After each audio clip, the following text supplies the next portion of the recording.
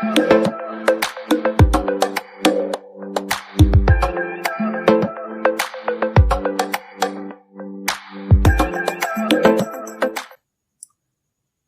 Video में हम पढ़ेंगे कक्षा 10वीं का विषय विज्ञान यानी कि सब्जेक्ट साइंस से पाठ नंबर 3 जिसका नाम है धातु एवं अधातु। पाठ शुरू करने से पहले महत्वपूर्ण जानकारी दे देता हूं। जो भी पाठ 3 धातु एवं अधातु के प्रश्न दिए गए हैं एनसीईआरटी की किताब में, उसके सॉल्यूशन और नोट्स दोनों का लिंक डिस्क्रिप्शन बॉक्स में दिया गया है। पाठ में सबसे पहले समझते हैं धातु के भौतिक गुणधर्म। ठीक है, सभी धातु किस प्रकार के गुणधर्म दर्शाते हैं। सबसे पहले आता है इसमें चमक। धातु चमकीले होते हैं या नहीं? तो धातु की सतह चमकदार होती है यानी कि धातु चमकीले होते हैं। उदाहरण में सोना और चांदी जो कि चमकीले धातु के उदाहरण हो जाएंगे। ठीक है, आगे है कठोरता। धातु कठोर होते हैं या नहीं? सामान्यतः कठोर होते हैं। सभी धातुएं सामान्यतः कठोर होते हैं। जैसे लोहा बहुत कठोर होता है, इसी तरह से तांबा भी। लेकिन यहां पर एक अपवाद आता है कठोरता में धातुओं की।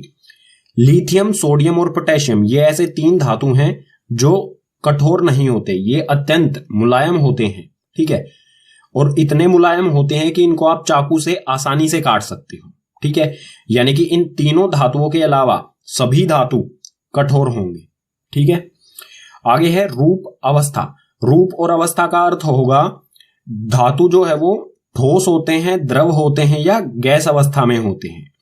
तो कमरे के ताप पर ठोस अवस्था में होते हैं। कमरे का ताप क्या होता है? जिस टेम्परेचर पर आप अभी देख रहे हो वीडियो, आपके कमरे का जो तापमान है वही होगा। ठीक है, नॉर्मल टेम्परेचर जो 20 से 40 डिग्री सेल्सियस तक। तो इस ताप पर सभी धातु जो है वो ठोस अवस्था में होते हैं। लेकिन यहां पर भी एक अपवाद है। ऐसा एक धातु है जो द्रव अवस्था में पाया जाता है, उसे कहते हैं मरकरी, हिंदी में पारा। ठीक है, मरकरी हिंदी में भी कहते हैं, इसे मरकरी या पारा कहा जाता है उसे। ये पारा जो है ये द्रव अवस्था में पाया जाता है, यानी पारे के अलावा जो भी धातु हैं वो सभी ठोस होते हैं। केवल एक ही ऐसा धातु है जो द्रव अवस्था में पाया जाता है। ठीक है, और पारे का इस्तेमाल किया जाता है थर्मामीटर्स में। आगे है आघातवर्ध्यता।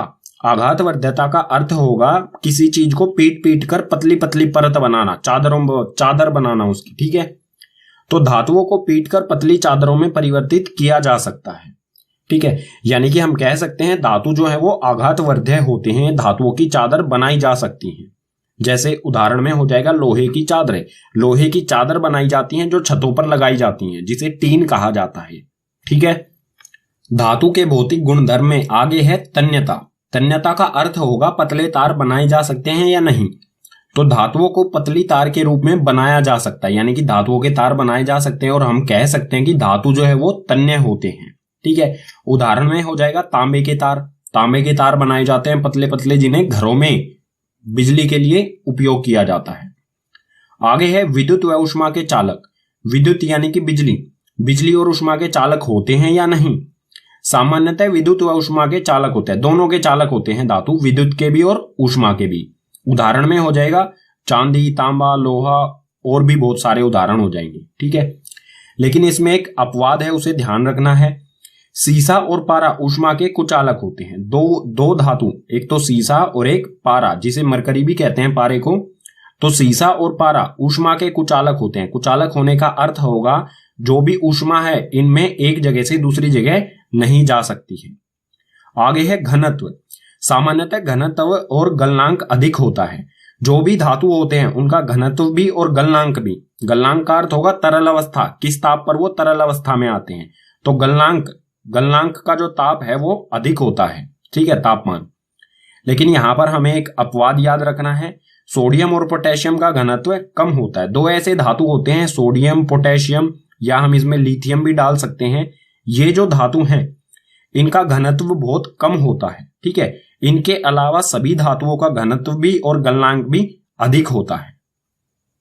धातु के भौतिक गुणधर्म में आगे है ध्वनिक। ध्वनिक जो है ये ध्वनि से ही बना है, यानी कि आवाज जो उत्पन्न करते हैं उन्हें कहा जाता है ध्वनिक। ठीक है, धातु कठोर सतह से टकराने पर आवाज उत्पन्न करते हैं। धातु आवाज करते हैं, यानी कि हम कह सकते हैं धातु जो है वो ध्वनिक होते हैं। ठीक है, उदाहरण में ले सकते हैं हम इसे, जैसे हमारे साइकिल की घंटी होती है वो धातु से बनी होती है। ठीक है, यानी कि धातु ध्वनिक होते हैं। आगे है ऑक्साइड। ऑक्साइड यानी कि धातु का ऑक्साइड। ठीक है, ऑक्साइड में हम उदाहरण लेंगे सबसे पहले एक धातु का ऑक्साइड होता क्या है। जैसे मैग्नीशियम होता है धातु, अगर मैग्नीशियम के साथ ऑक्सीजन जुड़ जाए तो इसे कहा जाता है धात्विक ऑक्साइड। तो जो भी धातु के ऑक्साइड यानी धात्विक ऑक्साइड होते हैं क्षारक प्रवृत्ति के होते हैं। ठीक है, जो भी, जैसे ये मैग्नीशियम ऑक्साइड है, ये धातु ऑक्साइड है, ये क्षारक प्रवृत्ति का होता है। इसके अलावा भी जो भी धातु ऑक्साइड है वो सभी क्षारक प्रवृत्ति के ही होते हैं। अब देखते हैं अधातु के भौतिक गुणधर्म। अधातु के भौतिक गुणधर्म बिल्कुल विपरीत या फिर कहें उल्टे होते हैं धातुओं के। इसमें सबसे पहले है चमक। अधातु की सतह चमकदार नहीं होती है। हम कह सकते हैं इसका मतलब अधातु जो है वो चमकीले नहीं होते हैं। जैसे उदाहरण में लेंगे हम कार्बन। कार्बन यानी कि कोयला, कोयला चमकदार नहीं होता है। ठीक है, एक अपवाद है इसमें, वो भी हमें ध्यान रखना है। आयोडीन की सतह चमकदार होती है। एक ऐसा अधातु आयोडीन होता है जो चमकदार होता है। इसके अलावा जो भी अधातु हैं वो चमकदार नहीं होते हैं, अकेला आयोडीन ही चमकदार होता है बस। ठीक है, आगे है कठोरता। अधातु कठोर नहीं होते हैं। कठोर नहीं होने का मतलब क्या होगा, अधातु को हम कह सकते हैं मुलायम होते हैं। ठीक है, उदाहरण में हो जाएगा कोयला। कोयले को आसानी से तोड़ा जा सकता है। लेकिन हमें इसमें एक अपवाद जो कि बहुत महत्वपूर्ण है याद रखना है। हीरा सबसे कठोर होता है। हीरा अधातु का ही एक अपरूप होता है, ये कार्बन का अपरूप होता है। ठीक है, कार्बन का अपरूप होता है हीरा, जो कि एक अधातु से ही बना होता है। और ये सबसे प्रकृति में पाए जाने वाला सबसे कठोर वस्तु जो है वो हीरा ही है। ये धातुओं से भी कठोर होता है। ठीक है, तो इसे ध्यान रखना है। आगे है अवस्था या फिर कहें रूप। अवस्था यानी कि ठोस, द्रव या गैस। कमरे के ताप पर या तो ठोस या गैसीय अवस्था में होते हैं। जो भी अधातु होते हैं या तो वो ठोस अवस्था में पाए जाते हैं कमरे के ताप पर या फिर गैस अवस्था में। इसमें भी अपवाद है। ब्रोमीन को छोड़कर जो ब्रोमीन अधातु होता है वो तरल अवस्था में होता है, द्रव अवस्था में होता है। ठीक है, ब्रोमीन को छोड़कर सभी अधातु या तो ठोस होंगे या गैस अवस्था में होते हैं। इसमें आगे है आघातवर्ध्यता।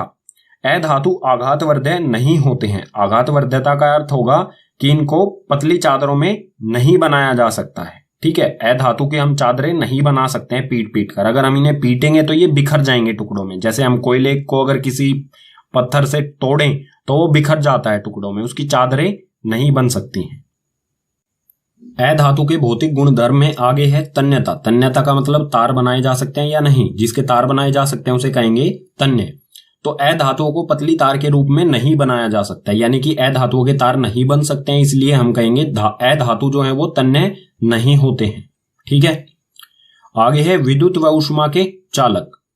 विद्युत व ऊष्मा के कुचालक होते हैं। जो भी अधातु हैं वो विद्युत और ऊष्मा दोनों के कुचालक होते हैं। कुचालक होने का अर्थ होगा विद्युत और ऊष्मा इनमें से एक जगह से दूसरी जगह नहीं जा सकती है। लेकिन इसका अपवाद हमें याद रखना होगा। ग्रेफाइट विद्युत का सुचालक होता है। ग्रेफाइट जो है ये कार्बन का अपरूप होता है, जो हमारे पेंसिल का सिक्का होता है वही होता है ये ग्रेफाइट, और ये विद्युत का सुचालक होता है। सुचालक यानी कि इसमें से विद्युत एक जगह से दूसरी जगह जा सकती है, इसलिए हमें पेंसिल को किसी भी प्लग वगैरह में नहीं डालना चाहिए विद्युत के, उससे हमें झटका लग सकता है। ठीक है, आगे है घनत्व। सामान्यतः घनत्व और गलनांक कम होता है। ठीक है, जो भी अधातु होते हैं उनका घनत्व भी और गलनांक भी कम होता है, यानी कि बहुत कम तापमान पर ये तरल अवस्था में आ जाते हैं। आगे है ध्वनिक। ध्वनिक यानी कि आवाज जो उत्पन्न करते हैं उसे कहा जाता है ध्वनिक। अधातु कठोर सतह से टकराने पर आवाज उत्पन्न नहीं करते हैं, और आवाज उत्पन्न नहीं करते हैं इसलिए हम कहेंगे अधातु जो है वो ध्वनिक नहीं होते हैं। ठीक है, आगे है ऑक्साइड। ऑक्साइड यानी कि अधातु का ऑक्साइड। अधातु के ऑक्साइड को अधात्विक ऑक्साइड भी कहा जाता है। तो सबसे पहले एक उदाहरण ले लेते हैं अधात्विक ऑक्साइड का। अधातु होता है कार्बन। अगर कार्बन के साथ ऑक्सीजन, ऑक्साइड का मतलब क्या होगा, ऑक्सीजन का जुड़ा होना, तो कार्बन के साथ ऑक्सीजन को जोड़ दिया जाए तो बन जाता है CO2। ये अधात्विक ऑक्साइड। ठीक है, तो जो भी अधात्विक ऑक्साइड होते हैं अम्लीय प्रवृत्ति के होते हैं, यानी कि जो भी कोई भी अधातु के साथ ऑक्सीजन का जुड़ा होना होगा वो अम्लीय प्रवृत्ति का होगा। ठीक है, पाठ में अगला विषय आता है हमारा धातुओं के रासायनिक गुणधर्म। जो भी धातु हैं वो किसी चीज के साथ अभिक्रिया करके उत्पाद में क्या बनाएंगे यही देखेंगे। तो इसमें सबसे पहले देखते हैं धातुओं की वायु के साथ अभिक्रिया। वायु यानी कि ऑक्सीजन। ठीक है, वायु की जगह हम ऑक्सीजन क्यों लेते हैं, ये कई बच्चे सवाल पूछते हैं, तो ये भी बता देता हूं। वायु में मुख्यतः दो गैसें होती हैं, एक तो नाइट्रोजन और एक ऑक्सीजन। और जो नाइट्रोजन गैस होती है ये क्रियाशील नहीं होती है, ये किसी भी चीज के साथ क्रिया करती ही नहीं है। तो बची हुई गैस क्या है, ऑक्सीजन, ये क्रियाशील गैस होती है, ये आसानी से क्रिया कर लेती है, अभिक्रिया कर लेती है। इसलिए जहां पर भी लिखा हो किसी भी चीज की अभिक्रिया हो रही है वायु के साथ, तो उसे समझ जाना है ऑक्सीजन के साथ। ठीक है, तो देखते हैं धातु ऑक्सीजन के साथ या वायु के साथ अभिक्रिया करके उत्पाद में क्या बनाते हैं। तो यहां पर दिया है धातु में ऑक्सीजन के साथ अभिक्रिया करके धातु ऑक्साइड बनाती हैं। ठीक है, धातु ऑक्साइड कहें या फिर धात्विक ऑक्साइड कहें, तो जो भी धातुएं हैं वो ऑक्सीजन के साथ अभिक्रिया करेंगी तो उत्पाद में मिलेगा हमें धातु ऑक्साइड या फिर धात्विक ऑक्साइड। ठीक है, यह अभिक्रिया किस प्रकार से होगी, कोई भी हमारा धातु है अगर वो ऑक्सीजन के साथ अभिक्रिया करेगा तो उत्पाद में मिलेगा धातु ऑक्साइड। ठीक है, उदाहरण ले लेते हैं इसके कुछ, जैसे यहां पर है Cu यानी कि कॉपर। कॉपर जो है धातु होता है और ऑक्सीजन के साथ यह अभिक्रिया करेगा तो उत्पाद में मिलेगा हमें CuO यानी कि कॉपर ऑक्साइड। ठीक है, ये हो गया धातु ऑक्साइड उत्पाद में। ठीक है, उसके बाद इसे बैलेंस करेंगे तो यहां पर भी 2 और यहां पर भी 2 लगाना होगा हमें। इसी प्रकार एक और उदाहरण लेते हैं Al से एल्यूमिनियम, जब ये O2 के साथ यानी कि ऑक्सीजन के साथ अभिक्रिया करेगा तो उत्पाद में मिलेगा हमें Al2O3 यानी कि एल्यूमिनियम ऑक्साइड। पीछे वाले पेज पर जो धातु और ऑक्सीजन की अभिक्रिया हुई, तो सभी धातु जो है वो ऑक्सीजन के साथ अलग अलग तरह से अभिक्रिया करते हैं। अलग अलग तरह से का मतलब होगा कोई बहुत तेजी के साथ अभिक्रिया करता है, कोई धीरे धीरे करता है, कोई धातु जो है वो अभिक्रिया करते ही नहीं है, और कुछ ऐसे हैं जिनकी सिर्फ सतह ही ऑक्सीजन के साथ अभिक्रिया करती है। तो उसी के बारे में देखते हैं। धातु ऑक्सीजन के साथ अलग अलग तरह से अभिक्रिया करते हैं। इसमें सबसे पहला बिंदु दिया गया है Na यानी कि सोडियम और K यानी कि पोटेशियम। सोडियम और पोटेशियम वायु में आकस्मिक आग पकड़ लेते हैं। आग पकड़ने का मतलब होगा अगर इन्हें खुली वायु में रखा जाए, सोडियम और पोटेशियम को खुली वायु में रखने पर, हवा में रखने पर ये ऑक्सीजन के साथ अभिक्रिया करके बहुत तेजी के साथ अभिक्रिया करते हैं और इनमें आग लग जाती है। और जो भी ये आग लगती है, जो भी ये सोडियम है और पोटेशियम है, इनको आग से बचाने के लिए, इनको आग लगने से रोकने के लिए इन्हें केरोसिन के तेल में डुबो के रखा जाता है। केरोसिन के तेल में इसलिए डुबोया जाता है क्योंकि केरोसिन के तेल के अंदर ऑक्सीजन नहीं होती है। ठीक है, यानी कि सोडियम और पोटेशियम जो है वो बहुत तेजी के साथ ऑक्सीजन के साथ अभिक्रिया करते हैं। दूसरा बिंदु दिया गया है Mg यानी कि मैग्नीशियम, Al यानी कि एल्यूमिनियम, Zn यानी कि जस्ता या फिर कहें जिंक, और Pb यानी कि लेड जिसे हिंदी में सीसा कहा जाता है। तो ये चार धातुएं जो हैं ये सभी वायु के साथ धीरे धीरे अभिक्रिया करते हैं। इन धातुओं पर ऑक्साइड की परत चढ़ जाती है। ये सभी धातु धीरे धीरे अभिक्रिया करेंगे और इनकी धातुओं की सतह पर ऑक्साइड की एक लेयर चढ़ जाती है। जैसे मैग्नीशियम है, तो मान लीजिए ये मैग्नीशियम है, अगर इसे हम खुली हवा में रखेंगे तो इनकी परत जो है वो मैग्नीशियम ऑक्साइड बनाएगी। सिर्फ परत ऑक्सीजन के साथ अभिक्रिया करेगी, अंदर जो है वो मैग्नीशियम ही रहेगा, लेकिन ऊपर जो है वो मैग्नीशियम ऑक्साइड बन जाएगा। सतह जो है वो बन जाएगी मैग्नीशियम ऑक्साइड, लेकिन अंदर जो है वो मैग्नीशियम ही रहेगा। ठीक है, तो जो ये मैग्नीशियम ऑक्साइड की परत बनी है चारों तरफ, ये अंदर वाले धातु को सुरक्षित रखती है, उसे ऑक्सीजन के साथ अभिक्रिया करने से रोकती है। अंदर वाला धातु बिल्कुल सुरक्षित रहता है। ठीक है, आगे दिया गया है Fe यानी कि जिसे लोहा, आयरन। Fe लोहा वायु में गर्म करने पर कोई अभिक्रिया नहीं करता, लेकिन लोह चूर्ण गर्म करने पर तेजी से जलने लगता है। अगर लोहे को वायु में गर्म किया जाए तो कोई अभिक्रिया नहीं होती, लेकिन लोहे का पाउडर, लोह चूर्ण जिसे कहेंगे, ठीक है, लोहे के पाउडर को अगर गर्म किया जाए तो वो तेजी के साथ जलने लगता है। जलने का मतलब होगा कि लोहे का चूर्ण तो अभिक्रिया कर लेता है ऑक्सीजन के साथ, लेकिन अगर लोहे का कोई बड़ा सा पीस हो, बड़ा सा कोई ऑब्जेक्ट हो लोहे का, वो अभिक्रिया नहीं करता है। आगे है इसी में Cu पर वायु की उपस्थिति में काले रंग की परत चढ़ जाती है। Cu यानी कि कॉपर। कॉपर वायु के साथ अभिक्रिया, जब इसे Cu को गर्म किया जाएगा तो इस पे काले रंग की परत चढ़ जाती है जो कॉपर ऑक्साइड होती है। ठीक है, यानी कि इसमें भी क्या होता है, जैसे ये Cu है तो इसकी परत जो है वो ऑक्सीजन के साथ अभिक्रिया करेगी। जब इसे गर्म करेंगे तो ये ऑक्सीजन के साथ सतह जो है, कॉपर की सतह जो है वो ऑक्सीजन के साथ अभिक्रिया करके CuO कॉपर ऑक्साइड बना लेती है, लेकिन अंदर का जो कॉपर है वो बिल्कुल सुरक्षित रहता है। ठीक है, अगला बिंदु दिया गया है Ag जो है उसे चांदी कहा जाता है, और Au यानी कि सोना। तो सोना और चांदी वायु के साथ अभिक्रिया नहीं करते हैं। ये दो ऐसे धातु हैं Ag और Au, ये ऑक्सीजन के साथ अभिक्रिया नहीं करते हैं। ऑक्सीजन कहें या वायु कहें, ये किसी के साथ भी अभिक्रिया नहीं करते हैं। धातु ऑक्साइड से संबंधित एक और शब्द आता है जिसे कहते हैं उभयधर्मी ऑक्साइड। ये क्या होते हैं इसके बारे में भी समझ लेते हैं। वे धातु ऑक्साइड जो अम्ल तथा क्षारक दोनों से अभिक्रिया करते हैं और उत्पाद में जल तथा लवण बनाते हैं। दो कंडीशन दी गई है हमें।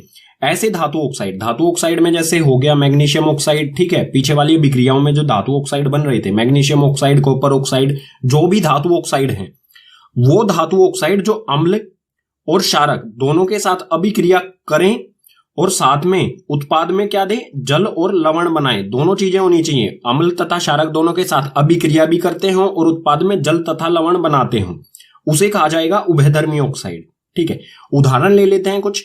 जैसे यहां पर है aluminium oxide. Aluminium oxide HCl जो होता है ये होता है हाइड्रोक्लोरिक अम्ल। ठीक है, ये अम्ल के साथ एल्यूमिनियम ऑक्साइड यानी कि ये क्या है, धातु ऑक्साइड, ये अम्ल के साथ अभिक्रिया करके बना रहा है AlCl यानी कि एल्यूमिनियम क्लोराइड, जो कि एक लवण होता है, और साथ में H2O यानी कि जल। एल्यूमिनियम ऑक्साइड अम्ल के साथ अभिक्रिया करके लवण और जल बना रहा है। अब देख लेते हैं क्या एल्यूमिनियम ऑक्साइड क्षारक के साथ भी अभिक्रिया करता है। तो बिल्कुल ये करता है। यहां पर फिर से ये एल्यूमिनियम ऑक्साइड यह अभिक्रिया कर रहा है NaOH यानी कि सोडियम हाइड्रो ऑक्साइड, जो कि एक क्षारक होता है। ये क्षारक के साथ अभिक्रिया करके sodium NaAlO2 sodium aluminium oxide, जो कि एक लवण, ठीक है, लवण और जल बना रहा है। दोनों कंडीशन हो रही है यहां पर, अम्ल और क्षारक दोनों के साथ यह अभिक्रिया भी कर रहा है और साथ में लवण और जल भी बना रहा है दोनों के साथ। इसको कहा जाएगा उभयधर्मी ऑक्साइड। तो हम कहेंगे जो Al2O3 है, एल्यूमिनियम ऑक्साइड है, ये क्या है, उभयधर्मी ऑक्साइड है। ठीक है, धातुओं के रासायनिक गुणधर्म में आगे है जल के साथ अभिक्रिया, यानी कि धातु जल के साथ अभिक्रिया करके उत्पाद में क्या बनाएंगे। तो कोई भी धातु हो वो जल यानी कि H2O के साथ अभिक्रिया करके या तो धातु ऑक्साइड बनाएगा या फिर धातु हाइड्रो ऑक्साइड बनाएगा। अब कौन सा धातु ऑक्साइड बनाएगा और कौन सा हाइड्रो ऑक्साइड बनाएगा। तो जो अधिक क्रियाशील धातु हैं वो धातु हाइड्रो ऑक्साइड बनाएंगे और जो कम क्रियाशील धातु हैं वो जल के साथ अभिक्रिया करके धातु ऑक्साइड बनाएंगे और साथ में निकलेगी हाइड्रोजन गैस। ठीक है, और बात करें अगर धातु ऑक्साइड जल के साथ अभिक्रिया करेगा तो क्या होगा। तो कोई भी धातु ऑक्साइड है अगर वो जल के साथ अभिक्रिया करेगा तो उत्पाद में मिलेगा हमें हमेशा धातु हाइड्रो ऑक्साइड। ठीक है, कुछ उदाहरण लेते हैं। जैसे उदाहरण में सबसे पहले है Na यानी कि सोडियम, जो कि अधिक क्रियाशील धातु है। तो जो भी अधिक क्रियाशील धातु है वो जल के साथ अभिक्रिया करके बनाएगा धातु हाइड्रो ऑक्साइड। ठीक है, तो ये है Na यानी कि सोडियम, H2O जल के साथ अभिक्रिया करता है और उत्पाद में देता है NaOH यानी कि सोडियम हाइड्रो ऑक्साइड और साथ में H2 यानी कि हाइड्रोजन गैस। इसी प्रकार से Ca यानी कि कैल्शियम, जो ये भी एक क्या है, अधिक क्रियाशील धातु है, तो ये भी जल के साथ अभिक्रिया करके क्या बनाएगा, धातु हाइड्रो ऑक्साइड। तो कैल्शियम H2O यानी कि जल के साथ अभिक्रिया करके बनाएगा CaOH2 यानी कि कैल्शियम हाइड्रो ऑक्साइड और साथ में हाइड्रोजन गैस। ठीक है, अब है Fe जो है ये Fe यानी कि लोहा, ये मध्यम क्रियाशील धातु है।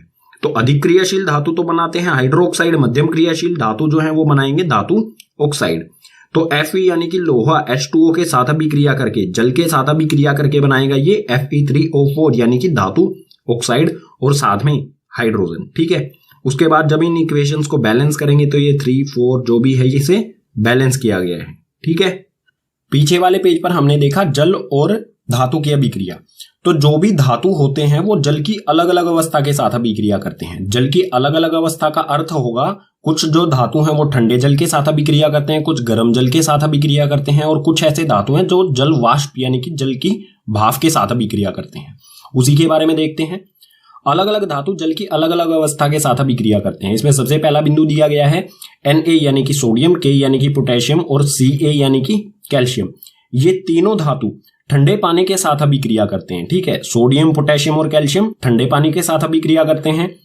अगला बिंदु है Al यानी कि एल्यूमिनियम, Fe यानी कि आयरन और Zn यानी कि जस्ता। ठीक है, Fe को कहेंगे लोहा। तो एल्यूमिनियम, लोहा और जस्ता यानी कि जिंक जल वाष्प के साथ अभिक्रिया करते हैं। ये तीनों ऐसे धातु हैं जो जल वाष्प यानी कि भाप के साथ अभिक्रिया करते हैं। अगला बिंदु दिया गया है Mg, गर्म जल के साथ अभिक्रिया करता है। Mg यानी कि मैग्नीशियम जो है वो गर्म जल के साथ अभिक्रिया करता है। ठीक है, बिंदु है Ca और Mg के बारे में ये भी है और ये भी।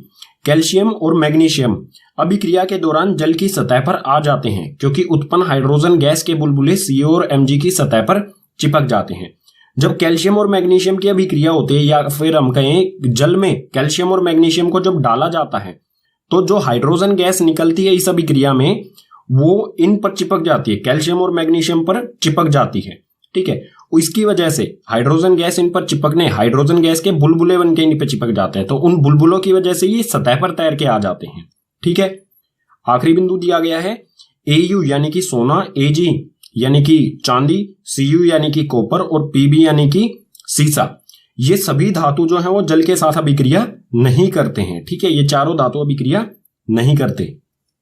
धातुओं के रासायनिक गुणधर्म में तीसरे नंबर पर है धातु की अम्ल के साथ अभिक्रिया। कोई भी धातु है वो किसी भी अम्ल के साथ किस प्रकार से अभिक्रिया करेगा। तो इसमें अभिक्रिया कराने से पहले हमें एक चीज का हमेशा ध्यान रखना होगा, जो भी धातु के साथ जिस भी अम्ल की अभिक्रिया कराएंगे वो तनु अम्ल होना चाहिए, यानी कि उसमें पानी की मात्रा अधिक होनी चाहिए। ठीक है, सांद्र नहीं होना चाहिए। अगर सांद्र अम्ल के साथ हम धातु की अभिक्रिया कराएंगे तो वो बहुत ऊष्माक्षेपी होगी, यानी कि उसमें से बहुत ऊष्मा निकल सकती है। ठीक है, जो जला भी सकती है हमारे आसपास के वातावरण में जो भी चीजें होंगी उन्हें। तो हमेशा तनु अम्ल के साथ अभिक्रिया करानी है हमारे धातु के साथ। तो कोई भी धातु हो किसी भी तनु अम्ल के साथ जब अभिक्रिया करेगा तो हमेशा उत्पाद में लवण और हाइड्रोजन गैस हमें मिलेगी। कुछ उदाहरण देख लेते हैं इसके लिए। तो धातु में लिया है हमने यहाँ पर Fe यानी कि लोहा, और तनु अम्ल लिया है हमने हाइड्रोक्लोरिक अम्ल। ठीक है, ये धातु और ये अम्ल ये दोनों अभिक्रिया करेंगे और उत्पाद में बनाएंगे FeCl यानी कि आयरन क्लोराइड। आयरन क्लोराइड कहें या फिर लोहे का क्लोराइड, आयरन क्लोराइड और साथ में हाइड्रोजन गैस। जो आयरन क्लोराइड है ये लवण होता है और साथ में मिल गई हमें हाइड्रोजन गैस। यानी कि कोई भी धातु हो और कोई भी अम्ल हो, दोनों अभिक्रिया करके हमेशा लवण और हाइड्रोजन गैस ही बनाएंगे। एक और उदाहरण देख लेते हैं। यहां पर है एल्यूमिनियम Al से और फिर से है HCl तनु अम्ल। ठीक है, तनु हाइड्रोक्लोरिक अम्ल। तो एल्यूमिनियम और तनु हाइड्रोक्लोरिक अम्ल फिर अभिक्रिया करके AlCl यानी कि एल्यूमिनियम क्लोराइड जो कि एक लवण होता है, लवण और साथ में हाइड्रोजन गैस बनाएंगे। ठीक है, उस धातुओं के रासायनिक गुणधर्म में चौथे नंबर पर है धातुओं की अन्य धातु लवणों के साथ अभिक्रिया। कोई भी धातु है वो और किसी धातु लवण के साथ किस प्रकार से अभिक्रिया करेगा। धातु लवण क्या होता है, पीछे वाले जो पेज पर अभिक्रिया हुई थी धातु और अम्ल की, उसमें जो बनने वाला लवण था, धातु से बनने वाला लवण था, उसको कहा जाएगा धातु लवण। जैसे पीछे वाले पेज पर बना था FeCl2। ये जो लवण है किससे बना है, Fe यानी कि लोहे से, तो यही होगा धातु लवण। ठीक है, और भी बहुत सारे धातु लवण होते हैं जैसे CuSO4 कॉपर सल्फेट। तो देख लेते हैं धातु लवण के साथ किस तरह से अभिक्रिया करेगा। मान लीजिए कोई धातु A है। ठीक है, कोई एक A धातु है, वो B धातु के लवण विलयन के साथ जब अभिक्रिया करेगा तो जो धातु A है लवण विलयन जो B का है इसमें से B धातु को ही विस्थापित कर देगा। विस्थापित अभिक्रिया जो है विस्थापन अभिक्रिया, ये हम पार्ट 1 में पढ़ चुके हैं। तो उत्पाद जो होगा वो बनेगा धातु A का लवण विलयन और B से अलग हो जाएगा। ठीक है, यानी कि धातु A क्या कर रहा है, B धातु को उसी के विलयन से अलग कर दे रहा है, विस्थापित कर दे रहा है। ये होती है विस्थापन अभिक्रिया। ठीक है, एक उदाहरण ले लेते हैं। जैसे धातु A में लिया है हमने आयरन यानी कि लोहा, और लवण विलयन जो B है वो है CuSO4 यानी कि कॉपर सल्फेट, कॉपर का सल्फेट विलयन। तो लोहा क्या करेगा, कॉपर सल्फेट विलयन में से कॉपर को ही अलग निकाल देगा, कॉपर को ही विस्थापित कर देगा और बनाएगा FeSO4 यानी कि लोहे का सल्फेट विलयन, और साथ में Cu अलग निकल जाएगा। ये जो विस्थापन अभिक्रिया हुई। अब बात आती है कौन सा धातु किस धातु को विस्थापित कर सकता है। तो हमेशा जो अधिक क्रियाशील धातु होता है वो कम क्रियाशील धातु को विस्थापित कर देता है। यहां पर जो लोहा है वो कॉपर से अधिक क्रियाशील है, इसलिए ये कॉपर को अलग निकाल दे रहा है। ठीक है, अगर यहां पर होता कॉपर, ये कुछ इस तरह से होता Cu प्लस में FeSO4, तो जो अभिक्रिया होती वो बिल्कुल ऐसी ही रहती, कोई अभिक्रिया ही नहीं होती। इसमें हमें वही रहता FeSO4 प्लस में Cu, इसमें कोई बदलाव नहीं आता, क्योंकि जो लोहा है वो ज्यादा क्रियाशील है, कॉपर कम क्रियाशील है। अगर ज्यादा क्रियाशील धातु होता, लोहे से ज्यादा क्रियाशील धातु होता यहां पर, जैसे कोई Zn होता, तो लोहे को ये विस्थापित कर सकता था। अब हमें कैसे पता चलेगा कौन सा धातु अधिक क्रियाशील है, कौन सा धातु कम क्रियाशील है, कौन सा मध्यम क्रियाशील है। तो ये सारी जानकारी मिलेगी हमें सक्रियता श्रेणी से।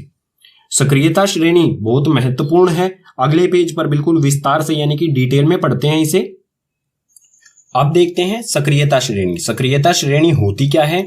वह सारणी जिसमें धातुओं की क्रियाशीलता को आरोही क्रम में व्यवस्थित किया जाता है उसे कहा जाता है सक्रियता श्रेणी। ठीक है, इसमें जो भी धातु हैं उनकी क्रियाशीलता के आधार पर आरोही क्रम में, आरोही क्रम यानी कि घटते क्रम में, सबसे ज्यादा क्रियाशील सबसे ऊपर और उससे कम क्रियाशील जो भी होंगे उससे नीचे आते जाएंगे। ठीक है, आरोही क्रम में जिन भी धातुओं को व्यवस्थित किया जाएगा उनकी क्रियाशीलता के आधार पर उसी को कहा जाता है सक्रियता श्रेणी। और हमें ये सक्रियता श्रेणी किताब में दी गई है यहां पर। ठीक है, सो जो भी सबसे अधिक क्रियाशील कौन सा धातु होता है? के यानी कि पोटेशियम, उससे कम जैसे जैसे इसमें नीचे की तरफ जाएंगे इनकी क्रियाशीलता कम होती जाएगी। अगर ऊपर से नीचे की तरफ क्रियाशीलता कम, नीचे से ऊपर की तरफ क्रियाशीलता बढ़ती जाएगी। तो सबसे अधिक क्रियाशील है पोटेशियम, उससे कम सोडियम, उसके बाद कैल्शियम, मैग्नीशियम, फिर एल्यूमिनियम, जिंक, लोहा, Fe यानी कि लोहा, Pb यानी कि लेड या फिर कहीं सीसा। उसके बाद आ जाता है हाइड्रोजन। हाइड्रोजन ये अधातु है। ठीक है, इसी में है ये भी। तो हाइड्रोजन आता है, उससे कम क्रियाशील है कॉपर, उससे कम क्रियाशील मरकरी यानी कि पारा, उससे कम क्रियाशील सिल्वर यानी कि चांदी, और सबसे कम क्रियाशील Au यानी कि गोल्ड या फिर कहें सोना। ये है कुल मिला के सक्रियता श्रेणी। अब पीछे क्या हो रहा था? पीछे आयरन, आयरन यानी कि Fe जो था वो Cu को, कॉपर सल्फेट के विलयन में से Cu को विस्थापित कर रहा था। क्यों कर रहा था? क्योंकि लोहा यानी कि आयरन जो है वो ऊपर है टेबल में और Cu जो है वो नीचे है। ये है लोहे की पोजीशन और ये है कॉपर की पोजीशन। कॉपर जो है वो कम क्रियाशील है, लोहा अधिक क्रियाशील है। ठीक है, तो लोहा जो है वो कॉपर को आसानी से विस्थापित कर सकता है, लेकिन कॉपर कम क्रियाशील है आयरन से, तो कॉपर आयरन को विस्थापित नहीं कर सकता है। ठीक है, इसी प्रकार से अगर हम कहें कि लोहे को कौन कौन विस्थापित कर सकता है इसके विलयन में से, तो वो होगा जिंक कर सकता है, एल्यूमिनियम, मैग्नीशियम, कैल्शियम, सोडियम और पोटेशियम, यानी कि इससे ऊपर वाले सभी कर सकते हैं इसको विस्थापित। ठीक है, सक्रियता श्रेणी के बाद अब हमारा विषय आता है धातु की अधातुओं के साथ अभिक्रिया। यानी कि कोई भी एक धातु है वो दूसरे अधातु के साथ किस प्रकार से अभिक्रिया करेगा, या फिर हम कह सकते हैं धातु और अधातु एक दूसरे के साथ किस प्रकार से अभिक्रिया करते हैं। तो इसमें हमें कुछ बिंदु दिए गए हैं, उन्हें समझते हैं पहले, फिर इसका एक उदाहरण देखेंगे अगले पेज पर। तत्वों की अभिक्रियाशीलता संयोजकता कोश को पूरा करने की प्रवृत्ति के रूप में समझ सकते हैं। जो भी तत्व हैं चाहे वो धातु हो और अधातु, ठीक है, उनकी अभिक्रियाशीलता संयोजकता कोश को पूर्ण करने की प्रवृत्ति के रूप में हमें समझ सकते हैं। और संयोजकता कोश पूर्ण करने की प्रवृत्ति क्या होती है? आप कक्षा 9 में अष्टक का नियम पढ़ चुके होंगे पाठ 3 से। ठीक है, कक्षा 9 की साइंस बुक के पाठ 3 से। उसको मैं फिर से बता देता हूं क्या होता है। एक उदाहरण ले लेते हैं, अच्छी तरह से आप समझ जाएंगे। सोडियम होता है Na यानी कि इसकी परमाणु संख्या होती है 11। ठीक है, सोडियम की परमाणु संख्या 11। और जो भी इसके कोश होते हैं, सोडियम के कोश कौन कौन से होते हैं? यानी कि सभी तत्वों के ही कोश होते हैं। पहला कोश होता है K, उससे अगला L, उसके बाद M, उसके बाद N, फिर O, P, Q ऐसे आ जाएंगे। ठीक है, ये कोश होते हैं। पहले कोश में हमेशा 2 इलेक्ट्रॉन होते हैं। ठीक है, 11 में से 2 इलेक्ट्रॉन आ गए K वाले कोश में। ठीक है, बचे कितने? 9। अगले कोश में हमेशा पहले कोश में 2 होने चाहिए, उससे अगले कोश में 8 होने चाहिए, उससे अगले कोश में भी 8 होने चाहिए। लेकिन यहां पर कितने बचे? 8 और 2 10 तो आ गए, यहां पर बचा इसमें 1। तो M जो कोश है उसमें आएगा 1 इलेक्ट्रॉन। अब जो भी है इसका जो इलेक्ट्रॉनिक विन्यास है, इलेक्ट्रॉनिक विन्यास क्या होगा सोडियम का? 2, 8 और 1। यानी कि इसके आखिरी कोश में कितने हैं? आखिरी कोश में है 1 इलेक्ट्रॉन। अब ये 1 इलेक्ट्रॉन संयोजकता कोश पूर्ण करने की प्रवृत्ति क्या होती है कि जो भी आखिरी कोश होता है उसमें अष्टक बनाना, अष्टक यानी कि 8 बनाना इसमें। तो M कोश में 8 बनाने के लिए सोडियम को क्या जरूरत है? इसको 7 की जरूरत है। लेकिन 7 लेने में तो बहुत ज्यादा एनर्जी, शक्ति लग जाएगी इसे। इतनी शक्ति किसी भी उसमें नहीं होती है, तत्व में नहीं होती है। ठीक है, तो ये क्या करेगा? एक जो है, जो भी ये 1 इलेक्ट्रॉन है इसको दान कर देगा, दूसरे किसी अधातु को या दूसरे धातु को दे देगा। ठीक है, सोडियम किसी दूसरे धातु को देने के बाद बन जाएगा Na। ठीक है, और इसका इलेक्ट्रॉनिक विन्यास हो जाएगा 2 और 8। ठीक है, 2,8, पहले में 2 उसके बाद में 8। 1 इसने दे दिया है, तो आखिरी कोश जो हो गया इसका खाली। आखिरी कोश जो खाली कोश कभी भी हम नहीं गिनते हैं। ठीक है, यानी कि आखिरी कोश क्या होगा इसका? L वाला कोश। और L कोश में अपने आप ही 8 है, तो ये बन जाएगा संयोजकता कोश जो है इसका पूरा हो गया। ठीक है, इस आधार पर ये किसी भी दूसरे अधातु के साथ अभिक्रिया करते हैं। ठीक है, उदाहरण लेंगे इसका अगले पेज पर, आप अच्छी तरह से इसे समझ जाएंगे। तो आगे दिया है इसमें, धातु संयोजकता कोष से इलेक्ट्रॉन त्याग कर धन आयन बनाते हैं। धातु हमेशा क्या करेगा, इलेक्ट्रॉन का त्याग करेगा, यानी कि इलेक्ट्रॉन किसी दूसरे को दे देगा। ठीक है, और धन आयन बनाएगा। जो भी इलेक्ट्रॉन का त्याग करेगा वो धन आयन बनाएगा। धन आयन यानी कि सोडियम पर क्या आएगा, जैसे कोई भी धातु, जैसे यहां पर सोडियम ने क्या किया, एक इलेक्ट्रॉन किसी और को दे देगा ये, और धन आयन बनाएगा। धन आयन यानी कि सोडियम पे जितने भी देगा ये, अगर इसने एक दिया है तो एक जमा का निशान आ जाएगा। अगर कोई दो देता है, एल्यूमिनियम के आखिरी उसमें 3 होते हैं, वो 3 का दान करता है, तो एल्यूमिनियम जो है वो 3 जमा बनाएगा। ठीक है, 3 आयंस, यानी कि ये क्या दर्शाता है, उसने 3 इलेक्ट्रॉन दूसरे को दे दिए हैं। ठीक है, एक जमा दर्शाता है कि इसने 1 इलेक्ट्रॉन दिया है, ये 3 जमा दर्शाता है कि इसने 3 दिए हैं। और ये धन आयन यानी कि जमा वाला आयन बनाता है। ये सोडियम का धन आयन, ये एल्यूमिनियम का धन आयन। ठीक है, अगला बिंदु दिया है, अधातु संयोजकता कोष में इलेक्ट्रॉन ग्रहण करने से करके ऋण आयन बनाते हैं। अधातु क्या करते हैं, हमेशा इलेक्ट्रॉनों का ग्रहण करते हैं, इलेक्ट्रॉन ये अपनी तरफ खींच लेते हैं। जो धातु किसी इलेक्ट्रॉन क्या करता है, देता है किसी को, और अधातु लेता है। तो धातु जो देगा वो अधातु उसे ले लेगा।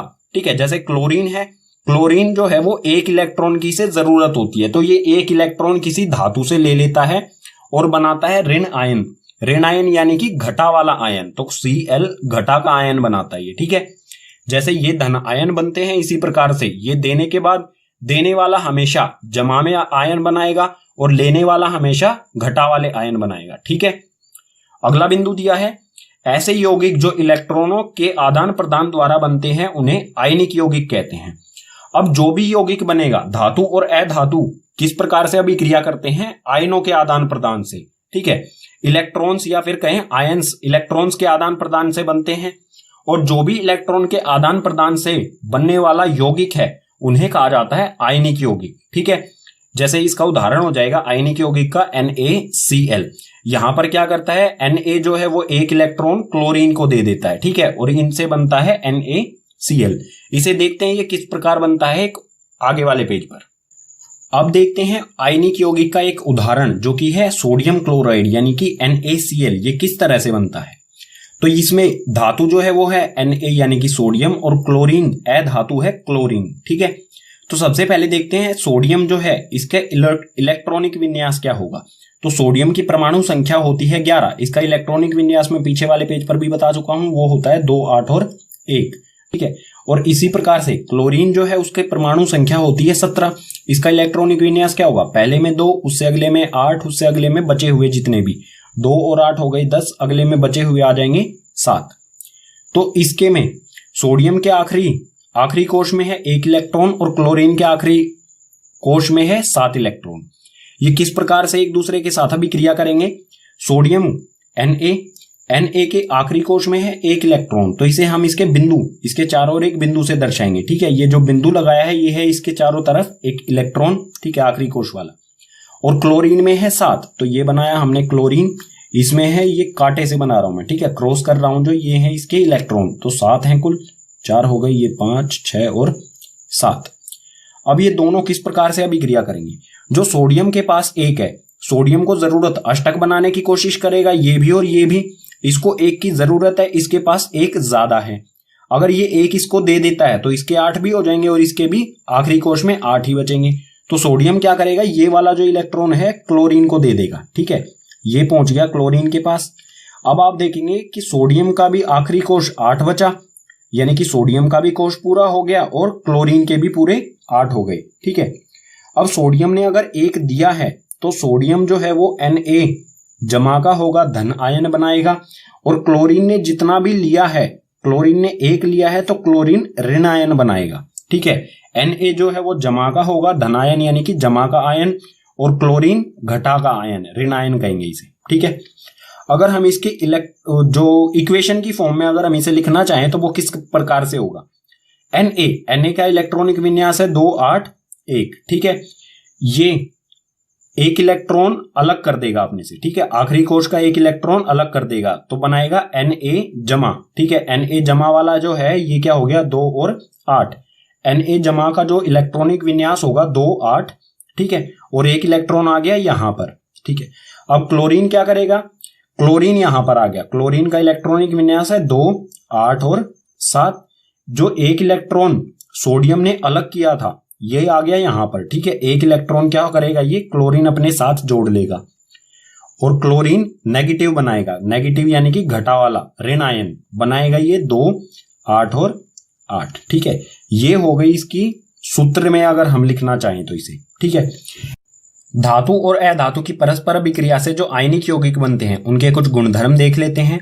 तो आयनिक यौगिक के गुणधर्म, इसमें सबसे पहला दिया गया है भौतिक प्रकृति। जो भी आयनिक यौगिक होते हैं उनकी भौतिक प्रवृत्ति कैसी होती है, यह ठोस, कठोर व भंगुर होते हैं। ठोस यानी कि ठोस अवस्था में, कठोर यानी कि काफी मजबूत, और भंगुर यानी कि बिखर जाना, ठीक है। भंगुर यानी कि आसानी से जो टूट जाए, ठीक है। अब ठोस, कठोर और भंगुर किस प्रकार से हो सकते हैं, जैसे कंचे, मार्बल होते हैं कंचे, वो बहुत ठोस होते हैं और कठोर भी होते हैं, लेकिन अगर हथौड़े से उन पे प्रहार किया जाए तो वो कई टुकड़ों में टूट जाते हैं आसानी से, बहुत कम ताकत हमें लगानी पड़ती है उसे तोड़ने के लिए, ठीक है।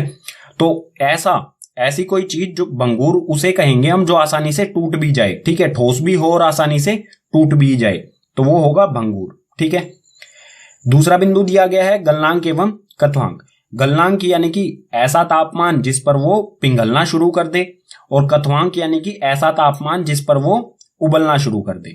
तो गलनांक और कथवांक जो है वो आयनिक यौगिक का वो बहुत अधिक होता है, बहुत अधिक ताप पर ये गलनांक और कथवांक अवस्था, ठीक है, गलते हैं और उबलते हैं, ठीक है।